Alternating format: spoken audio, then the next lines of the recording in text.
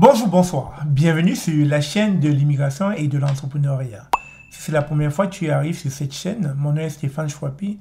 Ici, nous parlons d'immigration, d'intégration et d'entrepreneuriat parce que nous sommes certains que ce sont des informations qui vous permettront non seulement d'immigrer au Canada, mais surtout de prendre votre place ici grâce à l'entrepreneuriat.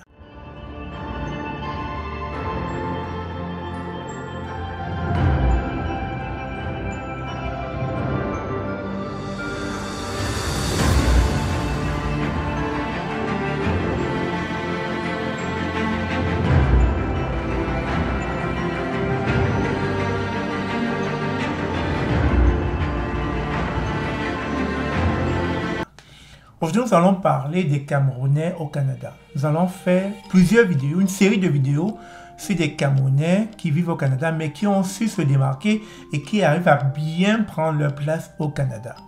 Alors, l'histoire qu'on va vous partager en cette journée, c'est l'histoire d'une famille camerounaise qui est ressortissante de la côte nord du Québec, principalement appelée Sept-Îles. Donc, ces Camerounais ont repris un salon de quilles qui était à l'abandon, qui était sur le bord de fermer. Donc, ils l'ont repris pour animer, pour le mettre en activité, afin que ce salon de quilles, encore appelé bowling au Canada, ne puisse pas fermer et puisse animer le petit village du coin. Parce que cette île, c'est un tout petit village, là, c'est une région déjà, c'est une région où il n'y a pas assez de population. Et actuellement, d'après l'Institut de la statistique du Québec, on passerait de 90 000 habitants en 2021 à 78 000 habitants en 2051 dans toute la côte nord. Malheureusement, la côte nord est très grande. On ne pourra pas citer toutes les villes de la côte nord.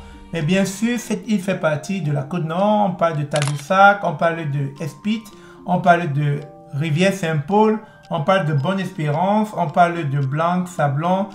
Bref, il y a beaucoup de villes dans la côte nord. Et donc, dans cette ville, une famille de Camerounais, Jean-Daniel Gatcha et Daniel Amélie Ketman, ont repris ce salon de quilles, encore appelé, comme je l'ai dit tantôt, bowling, pour pouvoir redorer l'image de cette île, pour pouvoir apporter une activité à cette île qui, de plus en plus, commençait à se perdre. Parce qu'on se rend compte qu'il y a quand même une baisse de population, parce que les jeunes, très souvent, quittent ces régions-là pour aller dans les grandes villes. Et d'ailleurs, c'est la raison pour laquelle le gouvernement canadien met en priorité de sa liste les régions. Ils veulent vraiment que la plupart des migrants aillent dans les régions parce que de plus en plus, les régions sont diverses et il y a beaucoup d'emplois là-bas. Malheureusement, il n'y a pas de main-d'œuvre.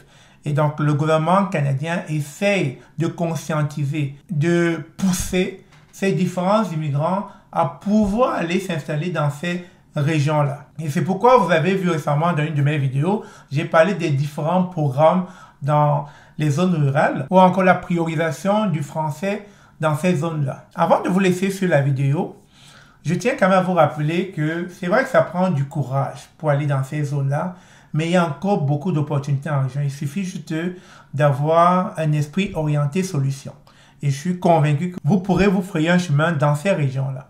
Et c'est le cas donc de Jean-Daniel et de Daniel Amélie qui ont tout simplement décidé de reprendre un salon de quilles qui était à l'abandon, qui était sur le bord de fermer. Et aujourd'hui, ils sont en train de voir leurs activités monter en flèche, de voir comment la population du coin sont toutes heureux de savoir que leur salon continuera à exercer ses activités pour leur bien-être.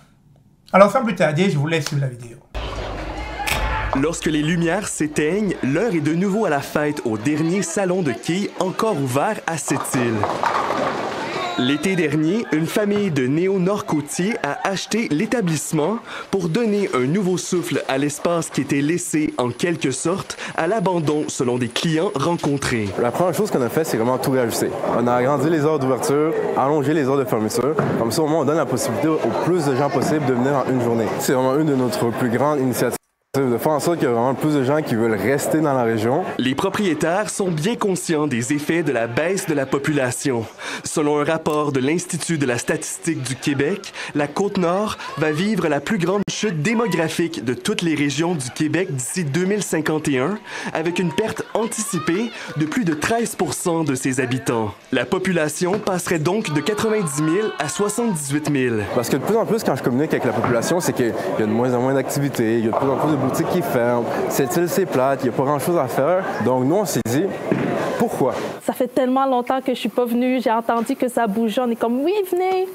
Il y a du karaoké les vendredis soirs. On met le clair de lune les samedis soirs. Donc, les jeunes aussi commencent à aimer venir au bowling. C'est important, ça crée une activité, ça crée du social. Olivier Tremblay, qui a récemment créé une ligue mineure de quilles, constate que la nouvelle administration du salon local a contribué à redynamiser sa discipline sur la Côte-Nord. Déjà là, ça amène du monde qui ne veulent pas nécessairement jouer au quilles, qui veulent juste socialiser. Et améliorer cette île en général, c'est notre but. On aime la ville, on veut rester, on veut en sorte que la ville continue à croître. Pour continuer d'attirer de nouveaux venus dans la région, les propriétaires du salon de quilles comptent, d'ici l'été prochain, investir pour améliorer encore davantage les installations.